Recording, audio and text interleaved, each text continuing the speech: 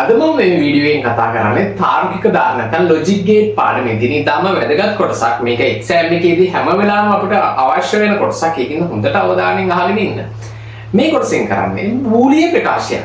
දී ඇති බූලිය ප්‍රකාශයක් නැත්නම් අපි ගොඩනගා ගන්නා ලද බූලිය ප්‍රකාශයක් සත්‍යතාව වගුවට නැත්නම් ට්‍රූත් ටේබල් එකකට කොහොමද හරවන්නේ? නැත්නම් වෙනත් විදිහකට කිව්වොත් බූලිය ප්‍රකාශයේ අගය සත්‍යතාව වගුවක් ඇසුරින් ලබා ගන්න කොහොමද කියන එක.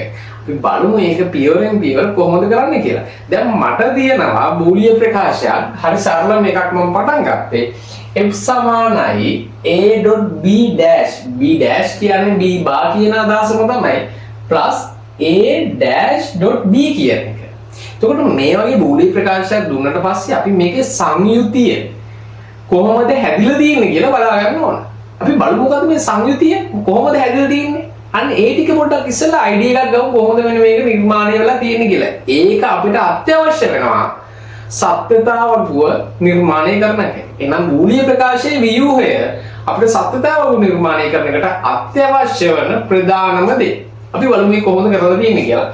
මේක කොටස් දෙකකට බෙදලා තියෙනවා. එතකොට මේක බෙදලා තියෙන්නේ මෙතන මේ ප්ලස් එකතු කිරීම එක. අපි දන්නවා එකතු කිරීම කියලා දුන්නොත් එතන සිදු වෙන්නේ OR ගේට් එකේ සිදුවන මේ යුම. OR ඔපරේෂන් එකක් තමයි වෙලා තියෙන්නේ එතන. ඒ වගේම තමයි මෙන්න මේ කොටස සහ මේ කොටස දෙකම එකතුවක් විදිහට තමයි OR එක තියෙන්නේ. එහෙනම් මේ කොටස නිර්මාණය වෙලා තියෙන්නේ මෙතන AND ගේට් එකකින්. එහෙනම් මෙතනත් එන්නේ AND ගේට් එකක්. ඒ වගේම තමයි මෙන්න මෙතන B dash නැත්නම් B bar කියන එක A dash A bar සිදු වෙලා තියෙන එතන not gate එකක්. not gate එකක් තමයි තියෙන්නේ. එහෙනම් මෙතන B bar කියන එකත් නිර්මාණය වෙන්න නම් එතෙන්ට not gate එකක්.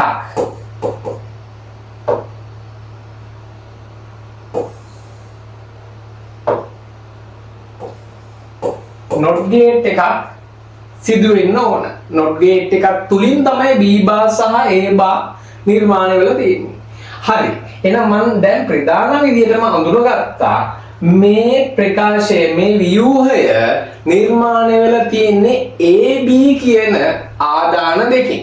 AB කියන ආදාන දෙකකින්. එහෙනම් අපි මේ වගුව ඇතුළත් කරගන්න වගුව නිර්මාණය කරගන්න මුලින්ම අපිට අවශ්‍ය වෙනවා A සහ B කියන අගයන් දෙක. ඒ වගේම තමයි මේ සම්පූර්ණ ව්‍යුහය නැත්නම් මේ F කියන ප්‍රතිදානය පෙන්වන්න නම් මේ බූලිය ප්‍රකාශයේ තියෙන සෑම අතුරු ප්‍රතිදානයක්ම අතුරු ප්‍රතිදානය කියන්නේ පොඩි විදියට නිර්මාණය වෙලා තියෙන සෑම කොටසක්ම අපිට අවශ්‍ය වෙනවා. මොනවද මේ පොඩි විදියට හැදලා තියෙන සෑම කොටසක් කියන්නේ? මේ බලන්නකෝ. මේ B bar A bar කියන ඒවා ඒ අතුරු ප්‍රතිදාන. ඒ කියන්නේ මේ බූලිය ප්‍රකාශයේ ඒවත් යම් විදියකට නිර්මාණය වෙච්ච දෙයක්. මොනවා ඇසුරින්ද? AB ඇසුරින් නිර්මාණය වෙච්ච දේවල්. අන්න ඒවත් අපිට හොයන්න අවශ්‍ය වෙනවා. එහෙනම් මම ඊගාවට ගන්න මොනවද? AB ඇසුරින් නිර්මාණය වුණු A bar සහ B bar. ඒක සත්‍යතාවව නිර්මාණය කරන්න අවශ්‍ය දෙයක්. ඒ වගේම තමයි A bar B bar වලින් නිර්මාණය වෙලා තියෙනවා තව කොටසක් මේ A.B bar A.B කියන එක. එහෙනම් ඒකත් මේ සත්‍යතාව නිර්මාණය කරන්න අපිට අත්‍යවශ්‍ය දෙයක්. අපි ඒකත් ලියමු. A.B bar මෙතන A.B ඊට පස්සේ තමයි අපි සම්පූර්ණම ව්‍යුහය ලියාගන්නේ මෙතන A.B bar plus A bar dot B කියන එක. නැත්නම් අපි ඒක කිව්වොත් F කියන එක. දැන් අපි බලමු කොහොමද මේ සත්‍යතාව වගුව සම්පූර්ණ කරගන්නේ මෙන්න මේ ප්‍රකාශය දිහා බලලා. අපි දන්නවා මේ AB කියන ඒවා ෆිල් කරගන්න නම් අපි පොඩි සමීකරණයක් ලියුවොත් ප්‍රතිදාන සමානයි 2 n වෙනි බලය n කියන්නේ ආදාන ගණන අපි දන්නවා ආදාන මේකට තියෙන්නේ AB දෙක විතරයි. එහෙනම් n සමානයි 2යි n සමානයි 2යි. එහෙනම් මෙතෙන්ට දැම්මොත් 2 දෙවෙනි බලය ඒ කියන්නේ 4යි. එහෙනම් මේකේ ප්‍රතිදාන අවස්ථා හතරක් තමයි නිර්මාණය වෙන්න ඕන. කොහොමද මේ ප්‍රතිදාන අවස්ථා හතර ගන්නෙ? මේ දීමේ අගයන්නේ තියෙන්නේ. මේ දීමේ අගයන් අපි සම්පූර්ණ කරනවා. ගමන් කලින් වගේ පැහැදිලි කරන්නම් ඔයාලට. මේ අපි උදාහරණයක් ගමුකෝ. AB දෙන්නට අපි දාන්නේ AB දාන්නේ බිංදුවයි බිංදුව. පළවෙනි වතාවට බිංදුවයි බිංදුව දානවා. එතකොට මේක ද්විමය අගයක් කියලා හිතුවොත් මෙයාගේ ස්ථානීය අගය කීයද? 2 බිංදුව මේක 2 1. 2 බිංදුව කියන්නේ 1යි. 2 1 කියන්නේ 2යි. ඔන්න ස්ථානීය අගයන්. ස්ථානීය අගයන් වල දශමය ආකාරය. එහෙනම් මම ඒ සංඛ්‍යා දෙක මෙතන උඩින් දා ගන්නවා. 1 2 1 2. එහෙනම් මෙන්න මේ B කියන කොලම් එක ෆිල් වෙන්නේ මෙන්න මේ රටාවට අනුව. 1 බිංදුවෙන් පටන් ගත්තා. එකින් එක වෙනස් වෙන්නේ. බිංදුව 1 බිංදුව 1 කීයක් වෙනකන් වෙනස් වෙනවද? 4යි. අවස්ථා 4යි. ඇයි? ආදාන දෙකට ප්‍රතිදාන අවස්ථා 4ක් තියෙන නිසා. ඒ වගේම 2 ඒක කීයෙන් පටන් ගන්නෙ? බිංදුවේ. බිංදු 2යි. ඊට පස්සේ මෙතන අනුව ඊගරටව ගන්න. එකේව 2යි. ඒක දෙකින් දෙක වෙනස් වෙන්නේ. බිංදු 2යි එකේව 2යි. මෙතන එක තියෙන නිසා බිට් රටාව බිට් පැටර්න් එක වෙනස් වෙන්නේ කීයද? බිංදුවයි 1යි බිංදුවයි 1යි. එහෙනම් ඔයාලා හිතන්න අපි හිතමු ABC 3ක් තිබුණා කියලා. ABC 3ක් තිබුණොත් මෙතන තව එකක් එනවා 2 2 4යි. එහෙනම් මේ කොලම් එක ෆිල් වෙන්නේ බිංදු 4යි එකේ 4යි. අපි මේකුත් හදලා බලමු. හරි. දැන් ඔන්න සත්‍යතාවකේ අපිට මේක පුරවන්නට ලේසි දැන්. අපි දන්නවා A බා හැදිලා තියෙන්නේ A ඇසුරේ. එහෙනම් A බිංදුව නම් A බා කියන්නේ අපි දන්නවා නෝට් ගේට් එකක් ඇතුලෙන් ගිහලා තියෙන්නේ මේක. අනිවාර්යයෙන්ම මෙතන 1 1. එකේව 2. එක බිංදුවේව දෙකක් කියලා පරිවර්තනය වෙනවා. B බා කොහොමද හැදෙන්නේ? B බා නිර්මාණය වෙන්නේ B ඇසුරේ. එහෙනම් B බිංදුවයි නම් B බා නෝට් ගේට් එකක් ඇසුරින් ගියාට පස්සේ එනවා එතන 1 1 නම් බිංදුව 1 1 බිංදුව කියන එක. ඒ වගේම තමයි A.B බා. A.B බා නිර්මාණය වෙන්නේ මෙන්න මේවයි. A සහ B බා කියන දෙකෙන්. මොකක් ඇසුරින්ද? ඩොට් එක තියෙන්නේ නැත්නම් මල්ටිප්ලිකේෂන් එක. AND ගේට් එක ඇසුරින් තමයි නිර්මාණය වෙන්නේ. එහෙනම් මේ දෙක AND ගේට් එකකින් තමයි නිර්මාණය වෙන්නේ. AND ගේට් එකේදී ඔයාලා දන්නවා දෙකටම එක තිබුණොත් විතරයි ප්‍රතිදානයට එකක් එන්නේ. බලමු දෙකටම එකක් තියෙන අවස්ථා තියෙනවද කියලා මේක. බිංදුව 1.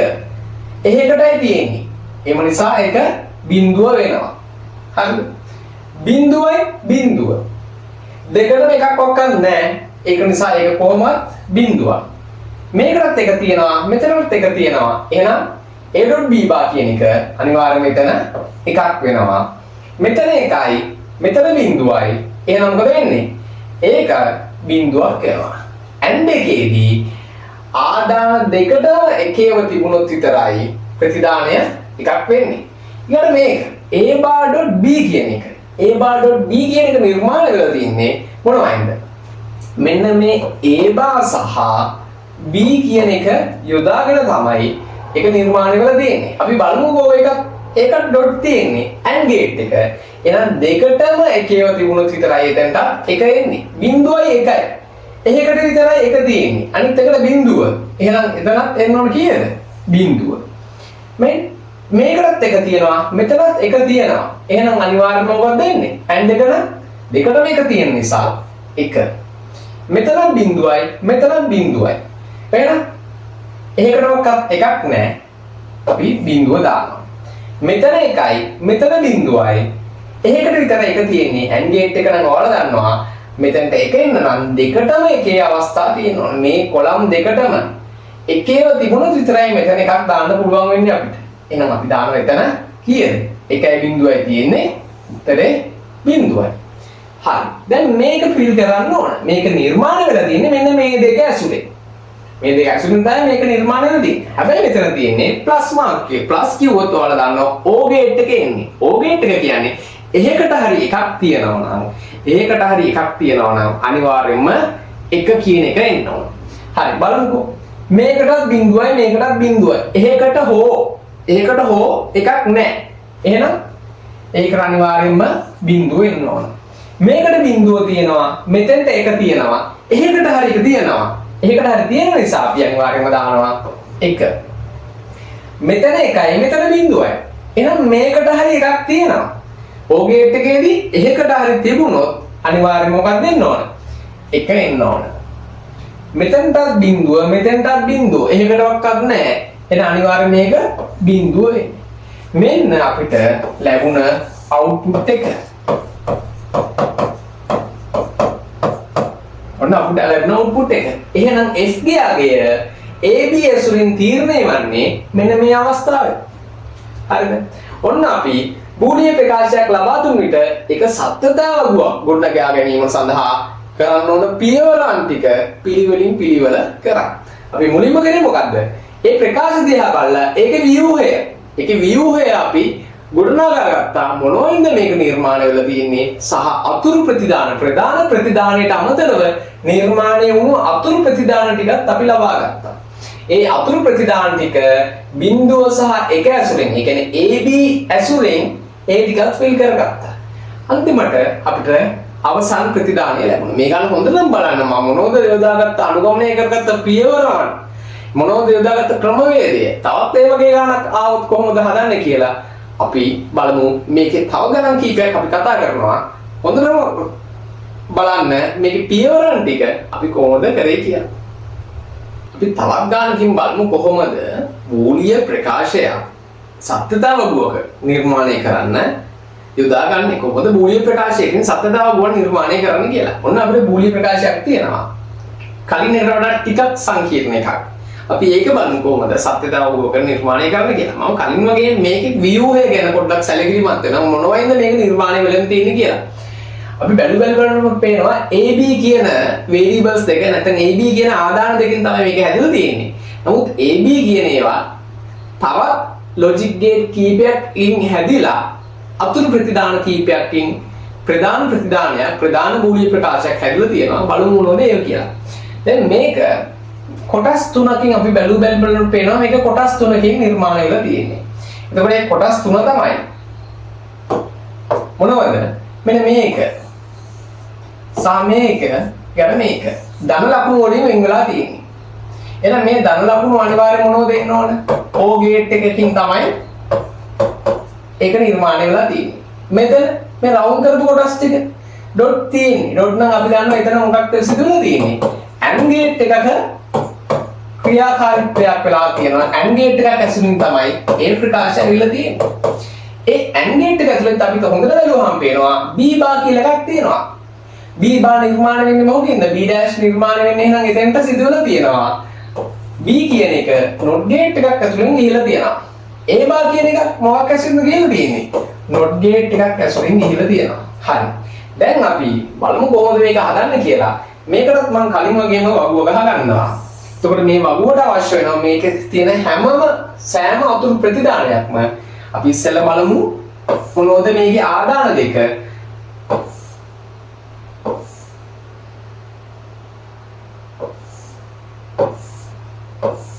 හරි, වගුව ගහගත්තා. දැන් අපි බලමු කොහොමද මේකේ හදන්නේ කියලා. ඔන්න මට අවශ්‍ය වෙනවා AB. AB ඇසුරින් නිර්මාණය වෙලා තියෙනවා කුඩා අතුරු ප්‍රතිදාන මොනවද? A බා සහ B බා. A බා B බා. ඊට පස්සේ මෙන්න මේ කොටස. A.B බා. ඊට පස්සේ මේක. A බා .B. ඊට පස්සේ මේක. A.B. ඊට පස්සේ ප්‍රධාන එක. ඒක කොහොමද එන්නේ? A.B බා ප්ලස් මෙතන ඩෑෂ් කියන එකම තමයි බා කියලා අදහස් කරන්නේ. මෙතන A බා .B ප්ලස් A.B. හරි. ඔන්න වගුව ගාගත්තා. දැන් අපි බලමු මේ AB දැන් ෆිල් කර ගන්නවල දන්නවා ආදාන දෙකක් නම් ප්‍රතිදාන අවස්ථා හතරක් එනවා. සමීකරණ දන්නවල කලින් ගානේ අපි හැදුවා. ප්‍රතිදාන අවස්ථා හතරක් එනවා. කොහොමද මේක රටාව වෙන්නේ? මේක 1 මේක 2. දීර්ඝය කියන්නම් මේක එකේ ස්ථානයේ මේක දෙකේ ස්ථානයේ විදිහට අපි හඳුනන්න පුළුවන්. මේක දෙකේ බිඳුව කියන්නේ 1යි, දෙකේ එක කියන්නේ 2යි. එහෙනම් මේක බිට් රේට් පැටර්න් එක කොහොමද වෙනස් වෙන්නේ? එකින් එකට හතරක් වෙනස් වෙන්න ඕන. බිඳුව 1 බිඳුව 1. මෙතන දෙක තියෙන නිසා බිඳු 2යි එකේව 2යි. මේ 1 2 ආවැය කොහොමද කියලා ඔයාලා දන්නවා. ද්විමීය අගයක් නම් තියෙන්නේ මේ ද්විමීය අගය නම් ආදානය කරන්න මෙතෙන්ට. එහෙනම් ඒවා ස්ථානය මොනවද? 2 බිංදුව කියන්නේ 1යි. මෙතන ඉන්නේ 2 1 2 1 කියන්නේ කීයද? 2යි. එහෙනම් ඔන්න මෙන්න මේ රටාවට තමයි මේක වෙනස් වෙන්නේ. අපි බලමු දැන් මෙන්න මේ ABS වලින් අනිත් අතුරු ප්‍රතිදාන ටික ෆිල් කරගන්නේ කොහොමද කියලා. හරි. මෙන්න මෙතන තියෙනවා A bar B bar. A bar නිර්මාණය වෙන්නේ A ඇසුරෙන්. එහෙනම් Aට බිංදුව තියෙනවා නම් A bar අනිවාර්යයෙන්ම 1යි. මෙතන බිංදුව 1යි. 1 1 තියෙනවා. එහෙනම් මෙතන බිංදුව බිංදුව. B bar හැදෙන්නේ කොහොමද? B ඇසුරෙන්. B බිංදුව නම් මෙතන 1යි. 1 නම් බිංදුවයි. බිංදුව 1යි. 1 නම් එතන බිංදුවයි. එතකොට තව තියෙනවා A.B bar. A.B bar හැදෙන්නේ මෙන්න මේ දෙකෙන්. පොඩි මාර්කයක් දාගන්න නැත්නම් පැටලේ. A.B bar මොකක් ඇසුරෙන් හැදලා තියෙන්නේ? AND ගේට් එක ඇසුරෙන් හැදලා තියෙන්නේ. එහෙනම් A සහ B bar AND එකක් තුලින් ගියන් පස්සේ තමයි මෙන්න මේ කොලම් එකේ තියෙන ප්‍රතිදාන නිර්මාණය වෙන්නේ. AND එක කිව්වට පස්සේ ඔයාලා මතක් වෙන්න ඕන ආදාන දෙකටම ඒ AND ගේට් එකට පැමිණිලා තියෙන ආදාන දෙකටම දෙකම එකේ වුණොත් තමයි එක එයා ලබා දෙන්නේ. හරි අපි බලමු. මෙතන බිංදුවයි මෙතන එකයි. දෙකම එකක් නෙමෙයි වෙලා තියෙන්නේ. දෙකටම එකේම තියෙන්න ඕන. එහෙනම් බිංදුවයි. මෙතන බිංදුවයි මෙතන බිංදුවයි. එහෙනම් මොකද වෙන්නේ? එකක් බිංදුවයි. මෙතන එකයි මෙතන එකයි. අන්න ආදාන දෙකම එක අගේලා තියෙනවා. එහෙනම් එකේවම දෙකක් ඇවිල්ලා තියෙනවා. එහෙනම් අනිවාර්යයෙන් මෙතෙන්ට එන්න ඕන මොකද්ද? 1 බිංදුව එහෙකට විතරයි එක තියෙන්නේ. එහෙනම් මෙතන බිංදුවයි. අපි ඊගාට බලමු මේක. මෙයාට කොහොමද නිර්මාණය කරලා තියෙන්නේ? A bar සහ B ගේ. මේකේ. A bar සහ B ගේ. මේ කොලම් දෙකෙන්. කලින් මතකයිනේ. මේ දෙකටම එකේව තිබුණොත් තමයි මෙයා ප්‍රතිදානයක් විදියට එක ලබා දෙන්නේ. බිංදුව 1 එහෙකට විතරයි තියෙන්නේ. එහෙනම් අපි බලමු එක එන්නේ බිංදුව 1යි 1 දෙකටම එකේව තියෙනවා. එහෙනම් අතන 1 තියෙනවා. බිංදුවයි බිංදුව මෙතන එන්නේ කොහමද? බිංදුව 1යි බිංදුව එහෙකට විතර තියෙන්නේ. එහෙනම් මෙතන එන්නේ බිංදුව. පැහැදිලිනේ? ඊට පස්සේ මේ A.B නිර්මාණය වෙන්නේ මෙන්න මේ දෙකේ. එහෙනම් බලමු මේක කොහොමද එන්නේ කියලා.